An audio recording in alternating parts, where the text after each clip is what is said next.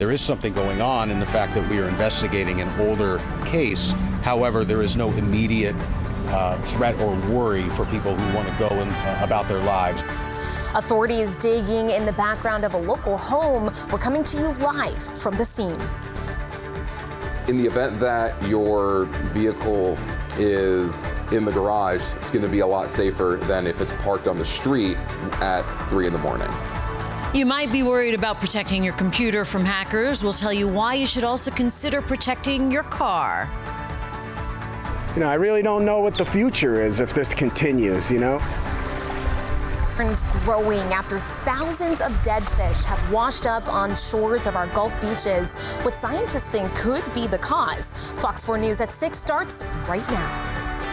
Live from the station that's in your corner, you're watching Fox 4 News at 6. A bizarre investigation is happening right now in Cape Coral. For about 2 days now, investigators have been seen digging behind this Cape Coral home. Thanks for joining us for Fox 4 News at 6. I'm Shari Armstrong. And I'm Jane Monreal. This happening at a home on Southeast 7th Place and Country Club Boulevard. And that's where we find Fox 4 anchor Patrick Nolan joining us live now from the scene. Patrick, investigators held a press conference earlier today, but neighbors have their own theories about what's going on. Well, a lot of people have theories, but everybody wants the facts in this community. And if you drove down here, Southeast 7th right now, and you looked around this street, the only thing out of place would be, I wonder why Fox 4 is here. It is a quiet day on this street. It's a quiet day at this house. In fact, as we zoom in, it doesn't look too different from maybe my yard this time of year, a bunch of leaves on the ground, a rake there. But knowing that police were out here and that forensic anthropology students were out here, you start to go, okay, where's Norman Bates and the rest of the movie? Just looking at the yard. But this even has nothing to do with where they've been searching. Police are telling us this. Yes, they've been searching through the dirt. They've been looking through the ground. Another part of this yard than we're showing you right now. So we'll show you the video of the specific area where they've been doing that sifting, carrying buckets of dirt out. It's right behind where you store your garbage cans. A lot of communities ask that you put up a little fence so it looks a little tidier.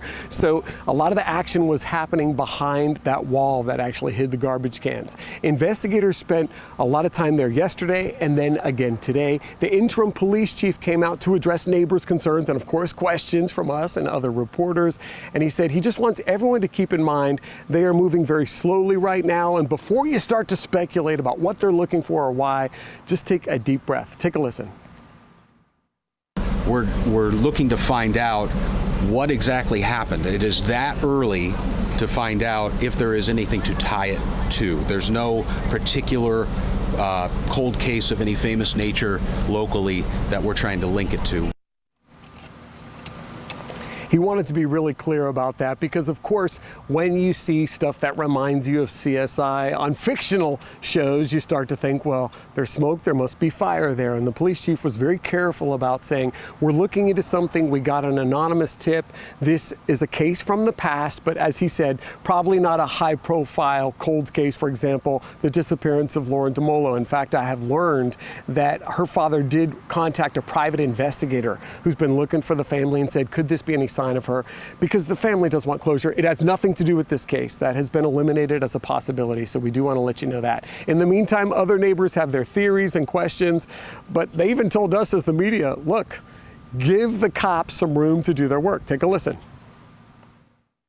And I hope that the police department will do their job. I'm sure they have, and they'll let you guys know.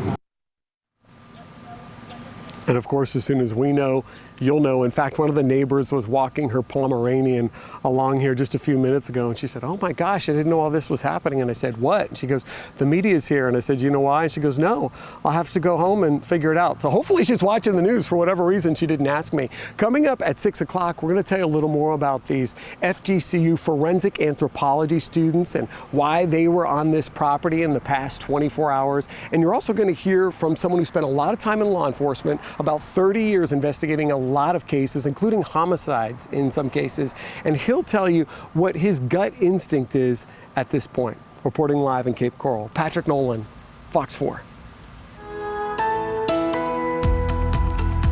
It is an absolutely gorgeous and a beautiful Earth Day today. You can see the sunny skies, beautiful blue clear skies. We do have some clouds developing across the southern part of Florida, and there is enough moisture. There's still a stalled front here, enough moisture that a little shower could pop up over parts of Collier County. We've got a few popping up now here in Broward County and Miami-Dade County, but most of that is going to be on the east side of the state. Temperatures warm. It has dropped now to 81 in the Cape, so a little bit cooler. Arcadia, 84 degrees. Northport, 85. Naples now 81 degrees after a high today of 86. So this evening, clear skies, should be dry for you. Low humidity, feels great. Temperatures falling into the 70s. Overnight lows in the 60s. And now get ready for a weekend. There is a chance for some rain in there, but are we actually going to see any? We'll talk about that in just a bit. All right, Cindy, well, we could know by this time tomorrow whether the U.S. will put that Johnson & Johnson COVID vaccine back on the market. A CDC panel meets tomorrow to review safety data and create new recommendations, which would start when the U.S. pulled the J&J shot off the market almost 2 weeks ago over extremely rare blood clots in people who got that dosage. Now, the panel is also expected to issue guidelines for treating the clots and vote on whether to resume the company's vaccine. And if you're looking to snag a COVID-19 vaccine in Collier County, one location there says you've got about 2 hours left to stop by. The county's Department of Health and North Collier Fire Control and Rescue District says they're giving the first dose of that Moderna vaccine over there at Naples Church until 8 p.m. Anyone 18 and older can get it, and you can just head to fox4now.com/coronavirus to make your appointment. And of course, for the latest information on where to get vaccinated and for a breakdown of COVID cases right here in our area, just head to fox4now.com/coronavirus. Jane? Floridians need only the governor's pen to secure a parent's Bill of Rights. Senators gave final legislative approval to the policy this morning. It better organizes state code for parents, creating a straightforward list of rights. Supporters hope to provide more clarity and control over a child's education, mental health, and health care. Parents could more easily opt kids out of medical procedures like vaccinations or object to courses like sex ed. What we're seeing is government power slowly encroaching and expanding, and it will do so until the parents assert the rights that they have. But they have to know what those rights are in order to assert them. LGBTQ groups have concerns. They worry broad language will force schools to disclose too much personal information, like a student's sexual orientation. We've reached out to the governor for his comment on the bill. His office has yet to respond. Governor DeSantis will now decide whether public schools are required to offer moments of silence. Senators gave final legislative approval of House Bill 529 this morning, 32-6. Current law only allows for a moment of silent reflection.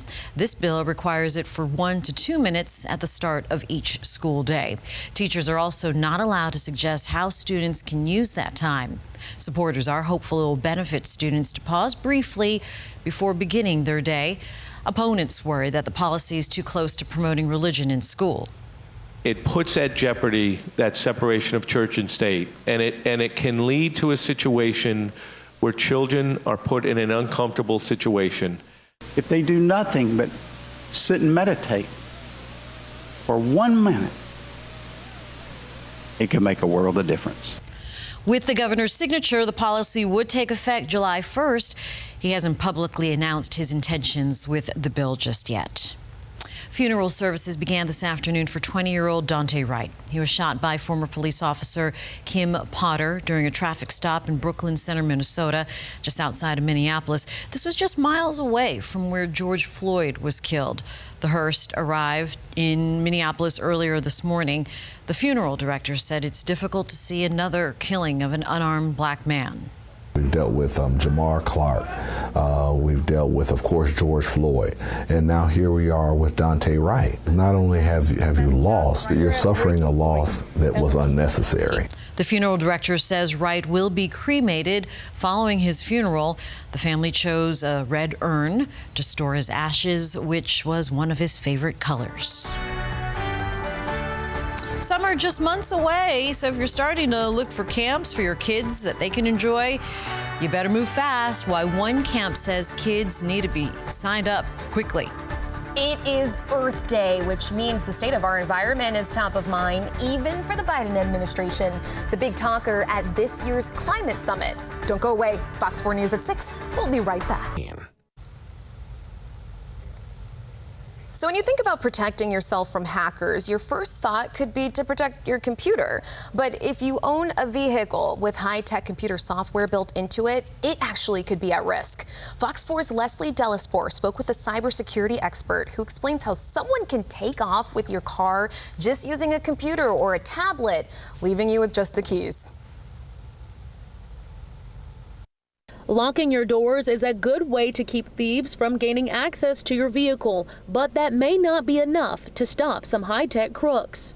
That's going to be your best bet until you can get confirmation that the security flaw has been fixed. Evan Lutz is talking about the security flaw found in vehicles with high-tech computer systems built inside, making it easier for hackers to take control of the wheel without the keys. The more tech and the more you can do when you're not physically there at the car, the more there is available for those types of features, the more inherent security risk you're exposing yourself to. A risk similar to the latest Grand Theft Auto incident at Cape Coral Chrysler Jeep Dodge and Ram dealership on Pine Island Road. Cape Coral police say 6 male suspects may be behind Tuesday's 3 a.m. disappearance of 5 2021 vehicles, including 2 Jeep Grand Cherokees, a Jeep Wrangler, a Dodge Charger SRT Hellcat, and a Dodge Ram TRX truck. Dealership staff tells police the suspect spoke with them earlier in the day about the vehicles. One of the men appeared to be holding a tablet.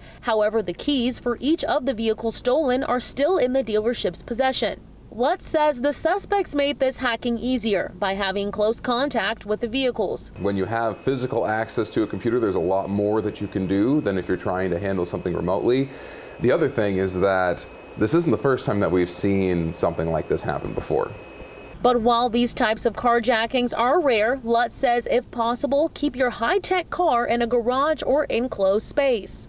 Right now, until there's a fix that's released by Dodge for this particular problem, the best thing that you can do is make sure that your vehicle is in a place that's not accessible to other people when it's not being monitored by you. But if you are unable, there is no need to panic. Lutz says there are other ways to know where your vehicle is at all times. I wouldn't be too worried about using your Jeep to go grocery shopping, because anybody who has their MacBook open trying to mess with a car in a Publix parking lot is going to be extremely suspicious.